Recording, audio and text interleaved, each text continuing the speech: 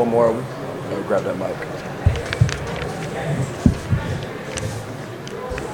All right, we'll have Coach start with a quick opening statement, and then we'll take whatever questions you have. Yeah. Obviously, the result isn't what we wanted coming into this one. I think we had a really good idea of what they, who they are and what they wanted to do. And I thought energy was good. I thought we lost, the first 4 minutes of both halves, right, where they really came out and set the tone. Coming out of the locker room, and then coming out of the locker room in the second half as well. I thought we had some moments where, we got to accomplish what we set out to do on both sides of the ball. You look up, they had 20 turnovers. We had some breakdowns in there, but I thought our effort was there. Now it's just playing smarter and slowing ourselves down, especially offensively.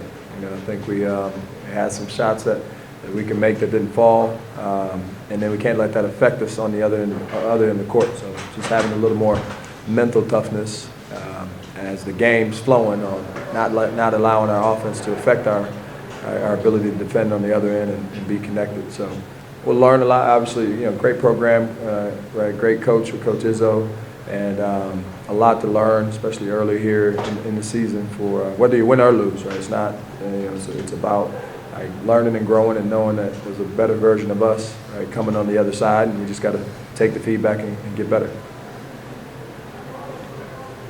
Questions?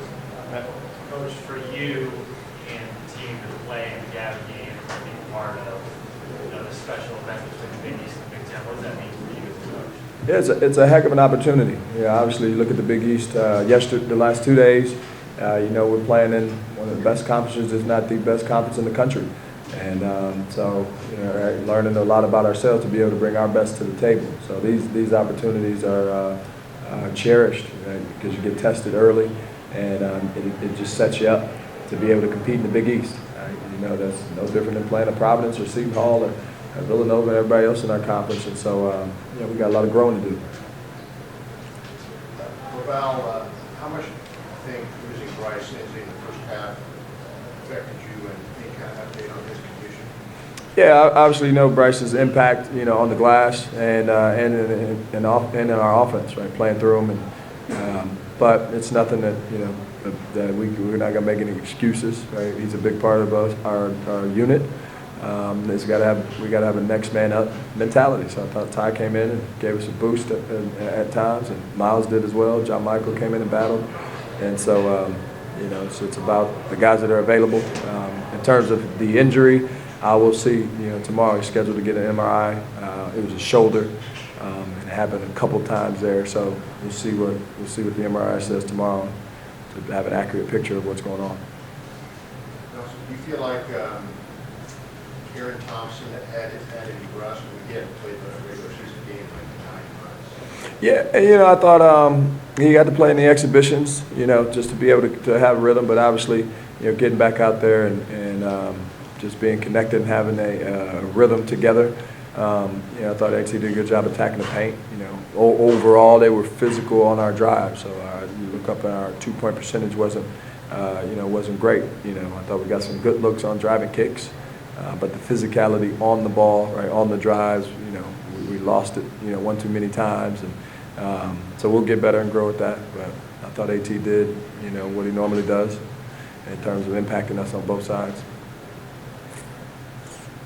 Who are your impressions of Max Christie and just their team overall? Yeah, they're a classic Michigan State team. Obviously, having coached against them, being in the Big Ten for a while there at Iowa and Michigan. They've got long athletic wings in Brown and Christie that do the same thing that Shannon Brown and Chris Allen and Darrell Summers and all those guys did, running the wings. And their point guard play was good last night. Tonight, they had 9 assists, 5 turnovers. I think Christie's, you watched him in high school and AAU stuff, and he's just you like how as a young guy he had a maturity to his game. He kind of let it come to him, and then the second half hit a couple big ones. Right? We hit a 3 and had a little momentum, and he responded back with a 3 to kind of reset. So as a young player, those are big time shots, and he's only going to get better. Say, Ty, what was Michigan State doing defensively to make you have to settle for so many three-point attempts? I think 30 or 56 shots from threes. Been shooting the three well, but you probably don't want to shoot quite yet. Yeah, I mean, I've seen them for 3 years now in a row, and they've had the same defense since for 3 years, and they just sit in the gaps, and they're really a heavy help team, and they make good adjustments on the fly as well. Do you feel like that switching to that zone defense in the first half really kind of slowed Michigan State down for a while, almost allowed you guys to get back into it? Yeah, I mean, we just tried to, like you just said, switch it up and see if they can respond well, and they were stunned for a little bit, but then they started to make shots as well, so it worked for a little bit. But are you kind of hoping that just sometimes just changing the defense, maybe you would slow down the tempo and everything really fast? Yeah, I think that, you know that transition's one, and the rebounding is two when you're playing Michigan State teams. And so they had gotten in the rhythm there early, coming out of the gates with 11. And so just trying to keep them off balance, right, obviously. And thought our guys did a good job. They were stuck there on 22 for a while. We just needed to figure out how to find some easier looks, at the basket and in the paint. And, didn't do a great job there. So got to do a better job offensively, right, opening up some space and finding matchups and things like that, on the offensive side of the ball to make the game a little easier for each other. Jair wasn't playing quite as many minutes as he had been. Was that more for defensive reasons than offense? No, I just, it's kind of flow of the game. I thought, he came in and had a couple good looks early, and then defensively, size, obviously with their size on the wings, so we wanted to be a little bigger. So, and that's our team's gonna have to, all of them, get used to that. I thought, we were trying to find a good lineup, at times in the first half, with Bryce coming out that could give us some advantages. And so all of those guys are going to have to. There's going to be nights where they play a lot, and there's going to be nights where they don't play as much. It just depends on, the flow of the game. Coach, how difficult is it to play against an athletic 7-footer?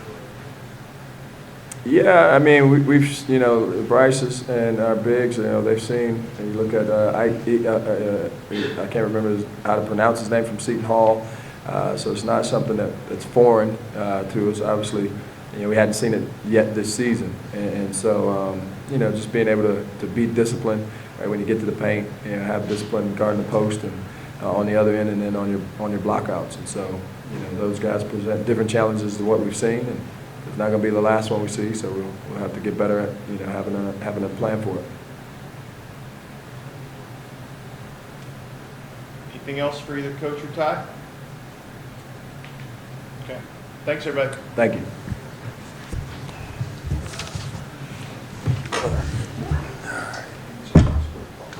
Get out of here.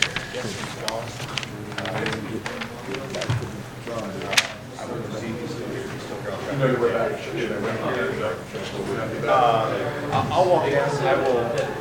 He's already gone.